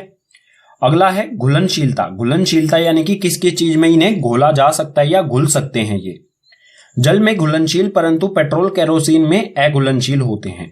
जो भी आयनिक यौगिक हैं वो जल में तो घुल जाते हैं आसानी से, लेकिन पेट्रोल या केरोसिन जो होते हैं या पेट्रोल केरोसिन जैसे और भी जो तरल पदार्थ होते हैं उनमें नहीं घुल पाते हैं, सिर्फ जल में आसानी से ये घुल सकते हैं, ठीक है। अगला बिंदु है विद्युत की चालकता। जो भी आयनिक यौगिक होते हैं इसमें विद्युत एक जगह से दूसरी जगह जाती है या नहीं। आयनिक यौगिक के जलीय विलयन और गलित रूप में विद्युत का चालन करते हैं, परंतु ठोस अवस्था में विद्युत का चालन नहीं करते। जो भी आयनिक यौगिक हैं अगर ये जलीय विलयन के रूप में हो या फिर गलित रूप में हो, गलित रूप यानी कि तरल रूप में, ठीक है, पिघली हुई अवस्था में हो, आयनिक यौगिक अगर पिघली हुई अवस्था में हो या इनका जलीय विलयन हो तो ये विद्युत का चालन आसानी से करने लगते हैं, यानी कि ये जलीय विलयन और गलित रूप में विद्युत को एक जगह से दूसरी जगह भेज देते हैं। लेकिन अगर ठोस अवस्था में होंगे, ठीक है, ठोस अवस्था में विद्युत का चालन नहीं करते, सिर्फ जलीय विलयन और गलित रूप में ये आयनिक जो भी विद्युत है उसका चालन करते हैं, ठीक है। धातु के भौतिक और रासायनिक गुणधर्मों के बाद अब देखते हैं धातुओं की प्राप्ति हमें कहां से होती है, किस प्रकार से होती है, इसकी विधि क्या है धातु प्राप्त करने की, और धातु जो है वो किस अवस्था में मिलते हैं, ठीक है, उनका निष्कर्षण किस प्रकार से किया जाता है, ये सारी चीजें। तो अगला विषय है हमारा पाठ में धातुओं की प्राप्ति। धातुओं की जो प्राप्ति है, ये जो पूरा प्रोसेस है, जो ये पूरी विधि है, उसको धात्विकी भी कहा जाता है। तो इसको समझने के लिए हमें सबसे पहले समझना पड़ेगा कुछ शब्दों को, उनकी परिभाषाओं को। इसमें सबसे पहले आता है खनिज। खनिज क्या होता है, पृथ्वी में प्राकृतिक रूप से उपस्थित तत्व एवं यौगिकों को खनिज कहते हैं। जो भी पृथ्वी से हमें तत्व या यौगिक, ठीक है, सभी चीजें धातु अधातु ये सारी चीजें हमें पृथ्वी से मिलती हैं। तो पृथ्वी में जो भी प्राकृतिक रूप से तत्व या यौगिक हैं उन्हें हम खनिज कहेंगे, ठीक है। अगला है अयस्क। अयस्क क्या होते हैं, वे खनिज जिसमें धातु अधिक मात्रा में पाए जाते हैं और उसे निकालना लाभकारी होता है, उसे अयस्क कहा जाएगा। ऐसे खनिज जिसमें धातु की मात्रा अधिक हो, ठीक है, और उसे निकालना भी आसान हो, उसकी कोई विधि हो निकालने की जो कम पैसे खर्च करके हम निकाल सके धातु को उस प्रोसेस से, उस विधि से, ठीक है, तो उसे कहा जाएगा अयस्क। अगला है गैंग। गैंग क्या होता है, पृथ्वी से निकाले गए अयस्कों में रेत, मिट्टी आदि जैसी अशुद्धियां पाई जाती है जिन्हें गैंग कहा जाता है। जो भी हमें पृथ्वी से अयस्क मिलते हैं उसके साथ हमें बहुत सारी अशुद्धियां मिलती हैं, जैसे रेत हो गया, रेत, मिट्टी या फिर कंकड़ पत्थर, ऐसी चीजें जो हमारे काम की नहीं है, जो अयस्क के साथ हमें मिल गई हैं, ठीक है, उनको कहा जाएगा गैंग, ठीक है। धातुओं की प्राप्ति जो ये विधि है धात्विकी भी कहा जाता है इसे, ये 3 चरणों में की जाएगी। 3 चरण यानी कि 3 स्टेप्स में की जाएगी, ठीक है। चरण 1 क्या होगा, अयस्कों का समृद्धिकरण। जो भी हमें पृथ्वी से अयस्क मिले हैं उनको समृद्धिकरण किया जाएगा। समृद्धिकरण का अर्थ होगा अयस्क के साथ जो हमें गैंग अशुद्धियां मिली हैं उन अशुद्धियों को हटाना, ठीक है। पृथ्वी से हमें क्या मिलता है, अयस्क जमा में गैंग, यानी कि अयस्क के साथ गैंग यानी कि अशुद्धियां भी मिलती हैं। तो सबसे पहले क्या किया जाएगा, इस गैंग को इससे अलग किया जाएगा, ठीक है। तो हमें मिल जाएगा अयस्क, ठीक है। चरण 2 में क्या किया जाएगा, धातुओं का निष्कर्षण। जो भी हमें ये अयस्क मिला है गैंग को हटाने के बाद इस अयस्क में से धातुओं को अलग किया जाएगा, ठीक है। कई रासायनिक अभिक्रियाओं द्वारा धातु इसमें से निकाला जाएगा। और चरण 3 जो है वो है धातुओं का परिष्करण। परिष्करण का अर्थ है धातु, यहां से अयस्क मिला हमें, चरण 2 में धातु निकाल लेंगे हम। अब जो हमें धातु मिला है वो शुद्ध नहीं होता, उसमें कुछ स्लैग्स होते हैं, कुछ अशुद्धियां होती हैं, ठीक है। तो आखिरी चरण में क्या करेंगे, धातुओं का परिष्करण, यानी कि बिल्कुल शुद्ध धातु हम उससे प्राप्त करेंगे, ठीक है। तो ये जो तीनों चरण हैं इनको एक एक करके विस्तार से पढ़ते हैं आगे वाले पेजेस पर। धातुओं की प्राप्ति में चरण पहला चरण है अयस्कों का समृद्धिकरण। अयस्कों का समृद्धिकरण यानी कि जो भी मिश्रण मिला है हमें अयस्क और गैंग का पृथ्वी से, ठीक है। पृथ्वी से हमें क्या मिलता है, अयस्क और गैंग मिक्सचर मिलते हैं ये, ठीक है, मिश्रण मिलता है। तो इसमें से गैंग को हटाना और अयस्क को प्राप्त करना। सबसे पहले क्या करेंगे, अयस्क को प्राप्त करेंगे, गैंग को हटा देंगे इसमें से। तो ये किस प्रकार से किया जाता है, अनेक विधियों द्वारा ये किया जा सकता है। कई विधियां हैं इसकी, ठीक है। जैसे पानी से साफ करना, रेत मिट्टी जैसे जो भी गैंग होगा उसे पानी से साफ किया जा सकता है। या फिर जो अयस्क और गैंग है कम मिश्रण है इसको पीस लिया जाए, ठीक है। पीसने के बाद छान कर किया जा सकता है, रसायनों का उपयोग करके किया जा सकता है, या फिर चुंबक के द्वारा किया जा सकता है। जो रेत मिट्टी है वो चुंबक की तरफ आकर्षित नहीं होती हैं, लेकिन ऐसा कोई अयस्क हो जो चुंबक की तरफ आकर्षित होता हो तो उसे चुंबक के द्वारा भी अलग किया जा सकता है। इसके अलावा और बहुत सारी विधियां हैं जिनमें गैंग को हटाया जाता है अयस्कों से, ठीक है। चरण 1 धातुओं के समृद्धिकरण के बाद आता है चरण 2 जो है धातुओं का निष्कर्षण, यानी कि जो भी हमें अयस्क मिला है उससे धातु किस प्रकार से निकाला जाएगा। तो ये है यहां पर सक्रियता श्रेणी, इसमें सभी जो भी धातु हैं उनको किस प्रकार से निकाला जाएगा ये देखते हैं। जो अधिक क्रियाशील धातु हैं, यानी कि जो ऊपर वाले धातु हैं, सक्रियता श्रेणी में ऊपर वाले धातु जो अधिक क्रियाशील हैं ये स्वतंत्र रूप में नहीं मिलते हैं, इनका विद्युत अपघटन किया जाता है, ठीक है। जो भी अधिक क्रियाशील धातु हैं उनका विद्युत अपघटन किया जाता है, यानी कि इनके अयस्कों का विद्युत अपघटन किया जाएगा और हमें शुद्ध धातु मिल जाएगा। ये किस प्रकार से किया जाएगा आगे वाले पेजेस पर हम पढ़ेंगे, ठीक है। अब बात आती है मध्यम क्रियाशील, जो ना तो ज्यादा क्रियाशील है और ना ही कम क्रियाशील है, जो धीरे धीरे अभिक्रिया करते हैं, उनको किस प्रकार से निष्कर्षण किया जाएगा या फिर कहें अयस्कों से निकाला जाएगा। जो भी मध्यम क्रियाशील धातुएं हैं वो या तो सल्फाइड अयस्क के रूप में होती हैं, या तो ऑक्साइड की अयस्क के रूप में, या कार्बोनेट अयस्क के रूप में। तो इनको निकालने का, इनका निष्कर्षण करने का क्या तरीका है, जो सल्फाइड अयस्क है या कार्बोनेट अयस्क है इनको सबसे पहले ऑक्साइड में, धातु ऑक्साइड में परिवर्तित किया जाएगा। और धातु ऑक्साइड में परिवर्तन करने के बाद कार्बन द्वारा इनका उपचयन किया जाता है, ठीक है। कार्बन के साथ इनकी अभिक्रिया कर दी जाती है और शुद्ध धातु हमें मिल जाता है। अब आता है कम क्रियाशील। जो कम क्रियाशील धातु हैं उनका किस प्रकार से निष्कर्षण किया जाएगा। तो जो भी कम क्रियाशील धातु हैं वो हमें स्वतंत्र रूप में ही मिलते हैं, ठीक है। पृथ्वी से हमें ये शुद्ध धातु के रूप में ही मिलते हैं, ठीक है। चरण 2 धातुओं का निष्कर्षण में जो सक्रियता श्रेणी के नीचे वाले धातु हैं, यानी कि कम क्रियाशील धातु हैं, उनका निष्कर्षण किस प्रकार से किया जाता है विस्तार से पढ़ते हैं। तो यहां पर है कम क्रियाशील धातुओं का निष्कर्षण। कम क्रियाशील धातु कौन कौन से होते हैं, Au, Ag, Hg और Cu, यानी कि सोना, चांदी, पारा या फिर कहें मरकरी और कॉपर। जो Au और Ag यानी कि सोना और चांदी है ये हमें स्वतंत्र अवस्था में मिलते हैं, सीधा हमें ये प्रकृति से मिल जाते हैं, ठीक है। ये किसी भी अयस्क के रूप में नहीं होते। अयस्क के रूप में जो है वो Hg और Cu होते हैं। ये या तो ऑक्साइड के अयस्क के रूप में होंगे या सल्फाइड के अयस्क के रूप में होंगे। तो इनका निष्कर्षण किस प्रकार से किया जाएगा ये देखते हैं। यह बहुत अनअभिक्रिय होते हैं। इन धातुओं के ऑक्साइड को केवल गर्म करने से ही धातु प्राप्त किया जा सकता है। जो Hg है और Cu है ये या तो सल्फाइड या ऑक्साइड के अयस्क के रूप में मिलेंगे। तो अगर सल्फाइड के अयस्क के रूप में है तो सबसे पहले इन्हें ऑक्साइड में बदली किया जाएगा, धातु ऑक्साइड में, और उसके बाद ऑक्साइड को बहुत कम ताप पर ही गर्म करने पर ये ऑक्सीजन को त्याग देते हैं और जो हमें धातु प्राप्त हो जाता है। उदाहरण देख लेते हैं इसके लिए। Hg का निष्कर्षण सिनाबार से। Hg पारा जो है इसका अयस्क होता है सिनाबार। सिनाबार का जो फॉर्मूला है वो है HgS यानी कि पारा सल्फाइड या फिर कहें मरकरी सल्फाइड। ठीक है, मरकरी सल्फाइड को कहा जाता है सिनाबार। ठीक है, तो Hg का निष्कर्षण HgS से किस प्रकार से किया जाता है ये अभिक्रिया के से देखते हैं। यहां पर दिया गया है HgS, इसे वायु ऑक्सीजन की उपस्थिति में जब गर्म किया जाएगा, ठीक है, इसे गर्म किया जाएगा तो ये HgO जो मरकरी ऑक्साइड में परिवर्तित हो जाएगा और सल्फर डाइऑक्साइड गैस निकल जाएगी इसमें से। ठीक है, अब जो ये HgO यानी कि मरकरी ऑक्साइड है यहां पर आ गया, इसे फिर से गर्म किया जाएगा। ठीक है, इसे फिर से गर्म किया जाएगा तो इसमें से ऑक्सीजन जो है ये अलग निकल जाएगी और हमें मिल जाएगा धातु। ठीक है, कम क्रियाशील धातुओं का किस प्रकार से किया जाएगा, अगर सल्फाइड के रूप में है या ऑक्साइड के रूप में तो इन्हें सिर्फ गर्म करने से ही ये हमें शुद्ध धातु मिल जाता है। ठीक है, एक और उदाहरण देख लेते हैं। इसी तरह CuS से Cu का निष्कर्षण किया जाता है, कॉपर सल्फाइड से कॉपर का निष्कर्षण किया जाता है।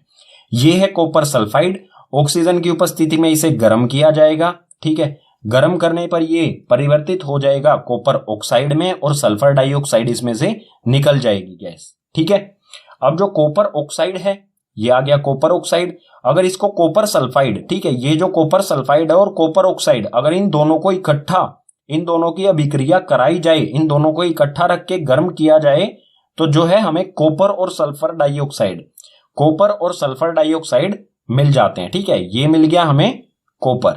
ठीक है, कम क्रियाशील धातुओं के निष्कर्षण के बाद अब देखते हैं मध्यम क्रियाशील धातुओं का निष्कर्षण किस प्रकार से किया जाता है। मध्यम क्रियाशील धातु कौन से होते हैं, जो सक्रियता श्रेणी में बीच में होते हैं। ठीक है, इन्हें विस्तार से देखते हैं, इनका निष्कर्षण किस प्रकार से किया जाता है। तो यहां पर दिया गया है मध्यम क्रियाशील धातुओं का निष्कर्षण।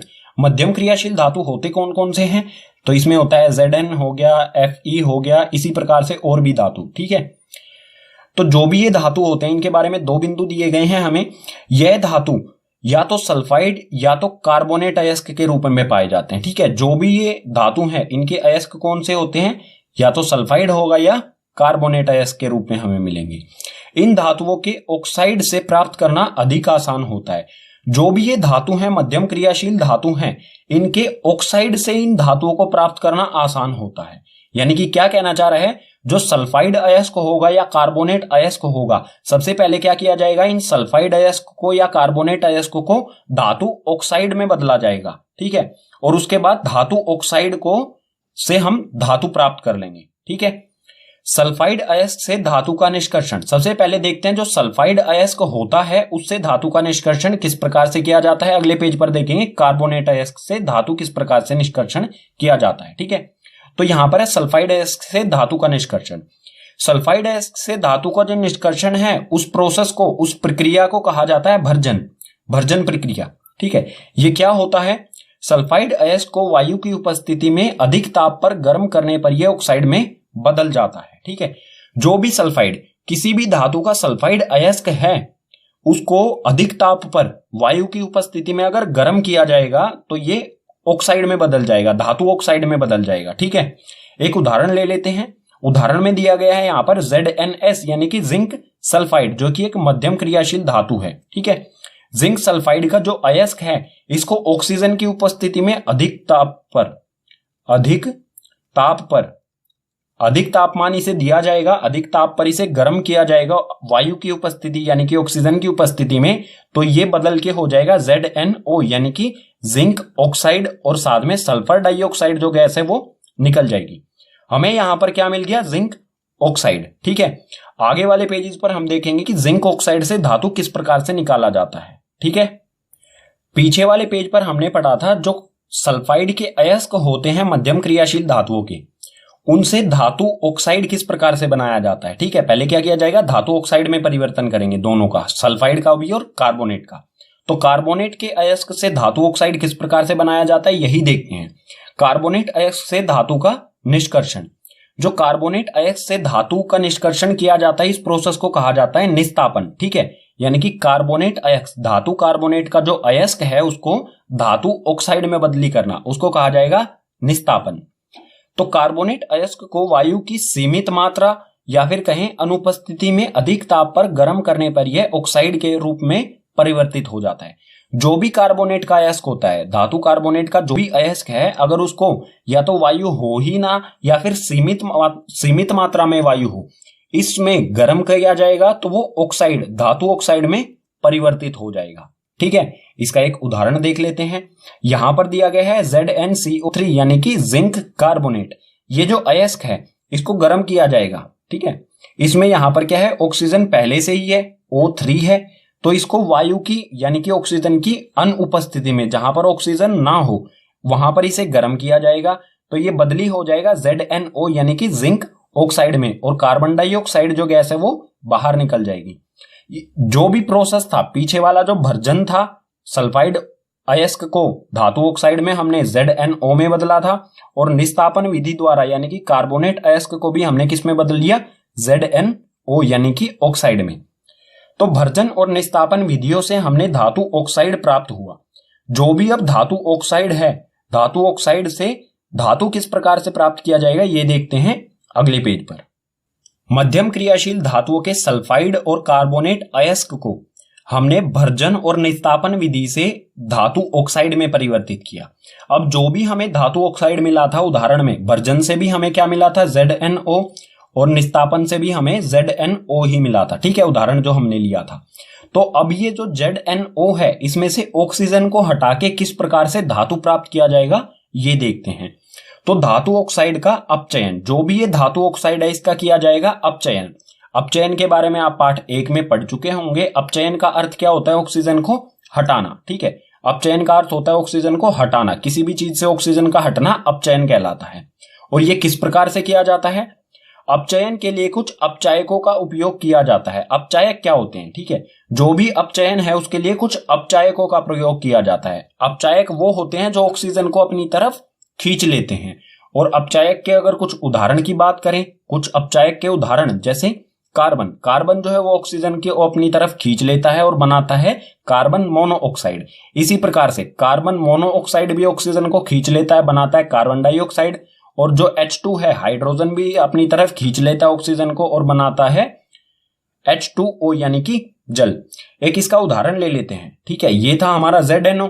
अगर ZnO की C के साथ यानी कि कार्बन के साथ, कार्बन को जो है कोक भी कहा जाता है, ठीक है, तो इसकी अभिक्रिया अगर कार्बन के साथ कराई जाए तो कार्बन जो है, ऑक्सीजन जो है वो कार्बन के साथ चला जाएगा। ठीक है, और हमें मिलेगा शुद्ध यानी कि हमें मिलेगा धातु और मिलेगा कार्बन मोनोऑक्साइड। ये गैस होती है, ये गैस निकल जाएगी और हमें धातु मिल जाएगा।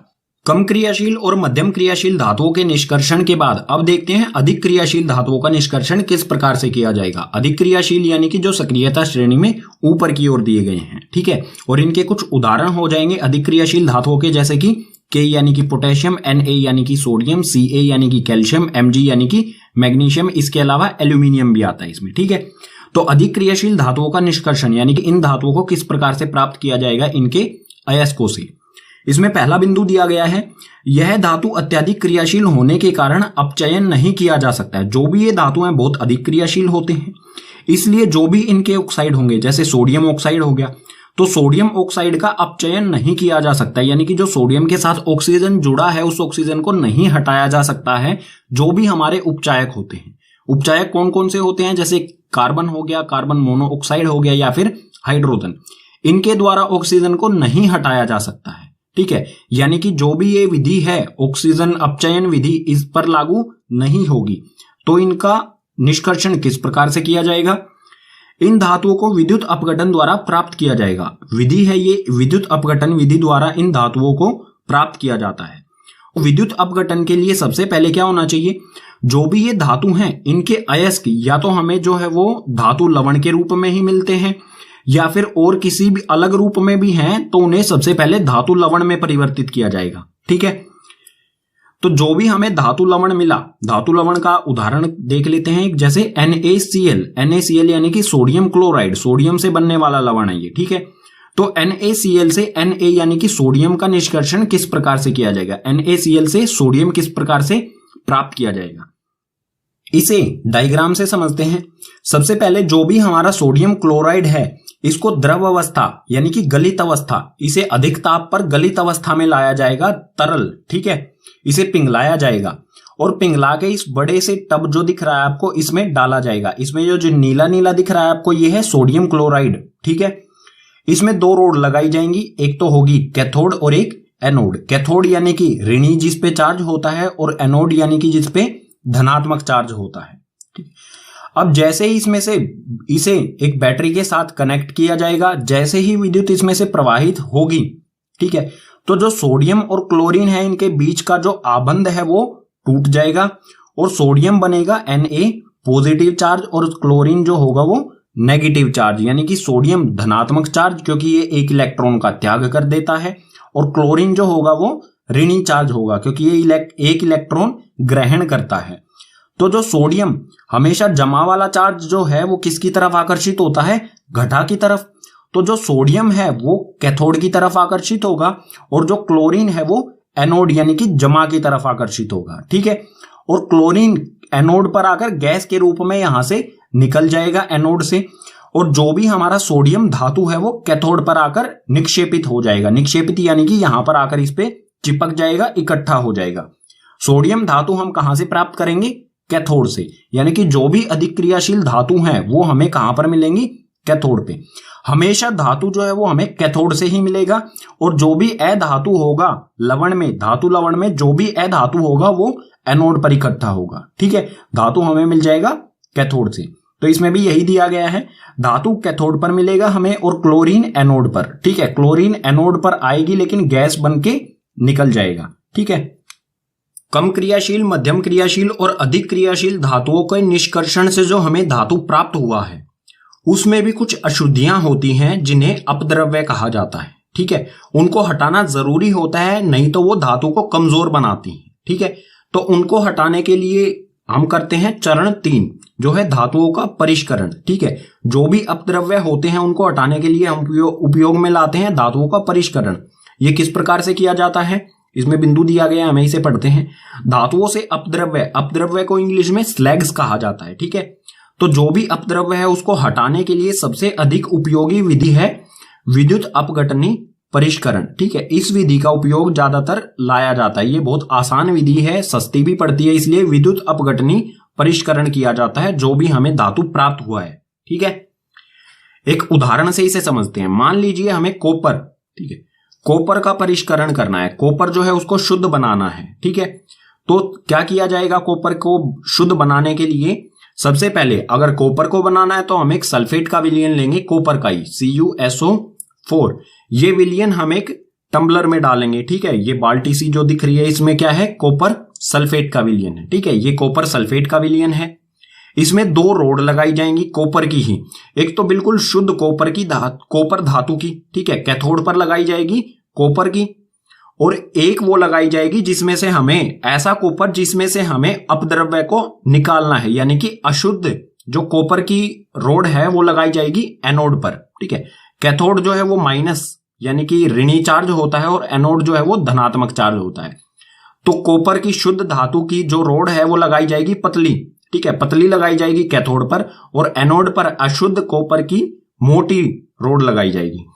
इसे एक सर्किट से जोड़ दिया जाएगा, विद्युत सर्किट से, ठीक है। एक बैटरी और इसमें एक कुंजी लगी होगी, ठीक है। अब आते हैं हमारे पहला पॉइंट पर। जब विद्युत धारा प्रवाहित होगी अशुद्ध धातु अपघटय में घुलने लगेगा। अपघटय यानी कि जो भी ये विलयन है, ठीक है, CuSO4 यानी कि कॉपर सल्फेट, ठीक है। जैसे ही हम इस कुंजी को ऑन करेंगे यानी कि स्विच को ऑन करेंगे, इसमें से विद्युत धारा प्रवाहित होगी। जो भी एनोड पर अशुद्ध कॉपर है वो इस विलयन घुलने लगेगा, ठीक है, इस विलयन में घुलने लगेगा। कॉपर जो इस विलयन में आने पर क्या होगा, 2 चार्ज हो जाएगा, ठीक है। क्या हो जाएगा, Cu2+ चार्ज हो जाएगा। और एनोड जो है यहां पर एनोड पर बचेंगे 2 इलेक्ट्रॉन, ठीक है। ये इस तरह से टूट जाएगा, 2 इलेक्ट्रॉन्स में टूट जाएगा, ठीक है। जो कॉपर ये वाला पार्ट है ये विलयन में घुल जाएगा और 2 इलेक्ट्रॉन है सर्किट से होते हुए कैथोड पर आ जाएंगे। ठीक है, अगला बिंदु दिया गया है, उसी समय अपघट्य से शुद्ध धातु उतनी ही मात्रा में कैथोड पर निक्षेपित हो जाता है। अपघट्य यानी कि CuSO4। जो एनोड से विलयन में जितना कॉपर घुला है उतना ही कॉपर जो है विलयन से कैथोड पर आके निक्षेपित यानी कि जम जाता है। ठीक है, इस रोड पर जम जाएगा। ऐसे ही ये प्रोसेस चलता रहेगा। इसमें से धातु जो है, मतलब जो भी धातु है इसमें से पिघल के विलयन में घुलेगा और विलयन में जो कॉपर है धातु वो कैथोड पर आके जम जाएगा। कुछ देर इस स्विच को ऑन रहने से क्या होगा, जो ये मोटी रोड थी हमने जो एनोड पर लगाई थी ये धीरे धीरे पतली हो जाएगी और कैथोड पर जो पतली रोड लगाई थी ये मोटी हो जाएगी, क्योंकि इस पे जो कॉपर था अशुद्ध कॉपर वो शुद्ध पहले विलयन में घुला और उसके बाद विलयन से कैथोड पर शुद्ध धातु यहां पर इस पे आके चिपक जाएगा। और जो भी इसमें अशुद्धि यानी कि अपद्रव्य होंगे उनका क्या होगा, अविलेय अशुद्धि एनोड तली पर निक्षेपित होती है जिससे एनोड पंख कहते हैं। जो भी अशुद्धियां थी अपद्रव्य यानी कि स्लैग्स थे वो क्या हो गए, एनोड के नीचे इकट्ठे हो जाएंगे। ठीक है, ये लाल लाल सा आपको दिख रहा है ये क्या है, अपद्रव्य अशुद्धियां। ठीक है, स्लैग्स जिसे कहेंगे हम, यहां पर ये इकट्ठी हो जाएगी और जो भी ये अशुद्धि यहां पर इकट्ठी हुई हैं इन्हें एनोड पंख भी कहा जाता है। ठीक है, अब यहां पर जो भी ये प्रक्रिया हुई है इसमें एक रासायनिक अभिक्रिया हुई है, इसे आगे वाले पेज पर समझते हैं। विद्युत अपघटनी को इस डायग्राम की सहायता से पीछे वाले पेज पर हमने समझ लिया था। अब देख लेते हैं एनोड पर और कैथोड पर जो अभिक्रिया हुई वो किस प्रकार से हुई। ठीक है, तो एनोड ये इंग्लिश में लिखा गया है, कोई फर्क नहीं पड़ता, इसे लिख देते हैं एनोड। ठीक है, और ये कैथोड। तो एनोड पर क्या हुआ, जो भी अशुद्ध कॉपर था, ठीक है, जो भी अशुद्ध कॉपर था उसने 2 इलेक्ट्रॉन त्याग दिए। जैसे ही स्विच कुंजी को ऑन किया गया इसने 2 इलेक्ट्रॉनों का त्याग कर दिया। ठीक है, ये है कॉपर। जैसे ही विद्युत धारा इसमें से प्रवाहित की गई तो कॉपर जो है वो 2 धन आयन बनाता है। ठीक है, क्योंकि इसने 2 इलेक्ट्रॉनों का त्याग कर दिया। और ये जो कॉपर है 2 पॉजिटिव यानी कि 2 धन आयन, ये जो है इस विलयन में घुल जाता है और जो इस विलयन में कॉपर होता है वो कैथोड पर आ जाता है। ठीक है, एनोड की अभिक्रिया ये हुई। कैथोड पर क्या हुआ, जो विलयन में कॉपर था, ठीक है, ये विलयन वाला कॉपर, इसके पास क्या है 2 इलेक्ट्रॉन। ठीक है, 2 इलेक्ट्रॉन धनायन है और जो एनोड पर इसने त्याग किए थे 2 इलेक्ट्रॉन वो घूमकर इस सर्किट से किस पर आ जाते हैं, कैथोड पर। ठीक है, 2 इलेक्ट्रॉन यहां आ गए कैथोड पर और ये कॉपर के साथ इकट्ठा करके क्या बनाएंगे, शुद्ध कॉपर बना लेते हैं। ठीक है, शुद्ध कॉपर हमें मिल जाएगा कैथोड वाली रोड पर। ठीक है, पाठ में अगला विषय आता है हमारा संक्षारण। संक्षारण के बारे में आप पाठ 1 में भी पढ़ चुके होंगे, फिर से देखते हैं। धातुएं अपने आसपास अम्ल, आर्द्रता व वायु के संपर्क में आने से संक्षारित हो जाती हैं, इसी को कहा जाता है संक्षारण। संक्षारण जो है वो धातुओं को कमजोर बनाता है। ठीक है, धीरे धीरे करके नष्ट कर देता है। ठीक है, बिल्कुल खत्म कर देता है।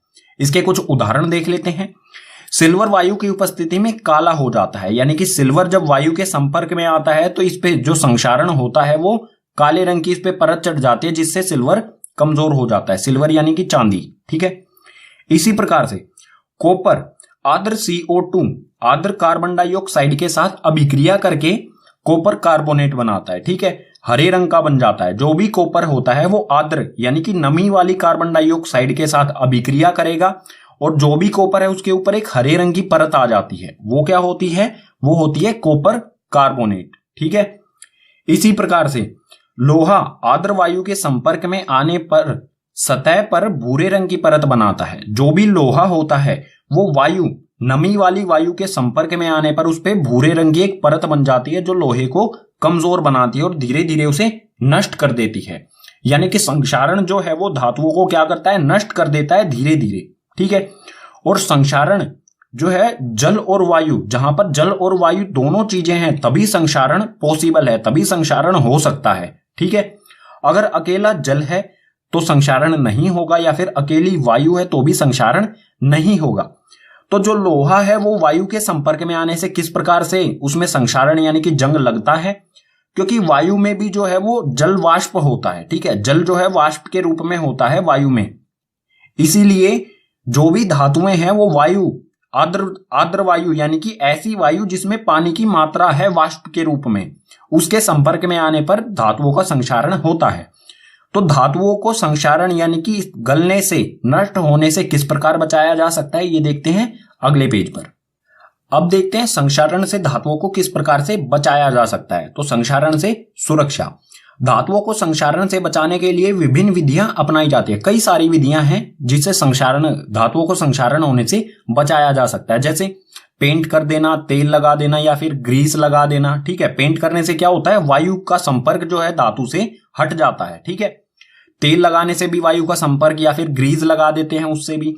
यशद लेपन, इसके बारे में आगे पढ़ेंगे क्या होता है। क्रोमियम लेपन क्या होता है, जो क्रोमियम धातु है उसकी परत चढ़ा दी जाती है। ठीक है, किसी एक धातु पर क्रोमियम की परत चढ़ा दी जाती है। ठीक है, और वो बहुत लंबे समय तक चलता है। जैसे आपने साइकिल वगैरह जो होती हैं, चमकीली चीजें जो होती हैं, जैसे साइकिल का हैंडल होता है, वो चमकीला क्यों होता है, क्योंकि उस पर क्रोमियम का लेपन किया गया है, क्रोमियम की एक परत चढ़ाई गई है। ठीक है, इसी प्रकार से मिलता जुलता ही है एनोडीकरण या फिर मिश्र धातु बनाया जा सकता है। ठीक है, इन सभी विधियों से संक्षारण को रोका जा सकता है। तो यशद लेपन के बारे में पढ़ लेते हैं, ये क्या होता है। लोहे व इस्पात, लोहा और इस्पात क्या होता है, स्टील। ठीक है, लोहा व स्टील को जंग से बचाने के लिए उस पर जिंक की परत चढ़ाई जाती है। जिंक यानी कि जस्ता, जिसका सिंबल होता है Zn।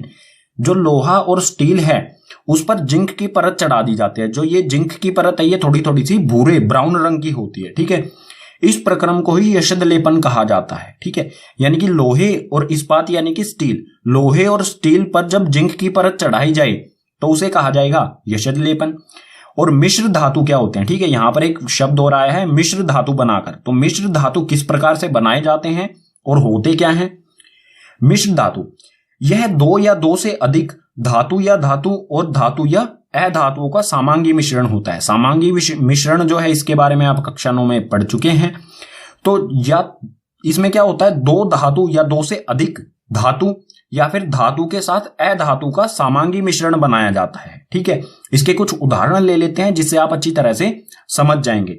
जैसे जो लोहा होता है, अगर लोहे में कार्बन मिला दिया जाए, कार्बन में 0.05% कार्बन मिला दिया जाए तो लोहा जो है कठोर हो जाता है और इसमें जो संक्षारण यानी कि जंग लगने का प्रक्रम होता है वो भी बहुत धीमा हो जाता है, लंबे समय तक चलता है ऐसा लोहा जिसमें कार्बन मिला दिया गया है। ठीक है, तो यहां पर क्या हुआ है, लोहा यानी कि धातु में अधातु को मिलाया गया है। ठीक है, इसी प्रकार इस्पात यानी कि स्टील, जो स्टील के बर्तन होते हैं हमारे रसोई घर में, वो वाला इस्पात। ठीक है, स्टील किस प्रकार से बनाया जाता है, लोहे में निकेल और क्रोमियम, ठीक है, ये है क्रोमियम मिलाया जाता है। ठीक है, लोहे में निकेल और क्रोमियम मिला करके इस्पात की स्टील का निर्माण किया जाता है। ये भी क्या है, स्टील क्या है, एक मिश्र धातु है।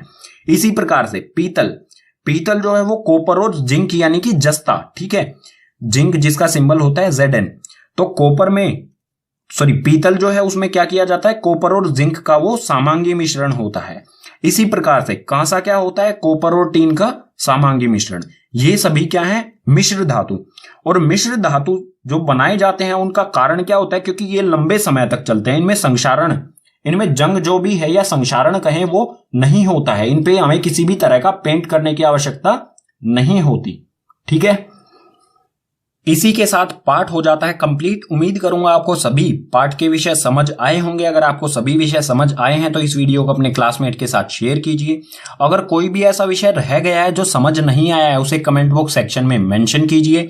साथ ही एनसीईआरटी सॉल्यूशन और एनसीईआरटी के नोट्स, ठीक है, जो भी एग्जाम से रिलेटेड आपके नोट्स हैं उन दोनों का लिंक जो है वो डिस्क्रिप्शन बॉक्स में नीचे दिया गया है। ठीक है।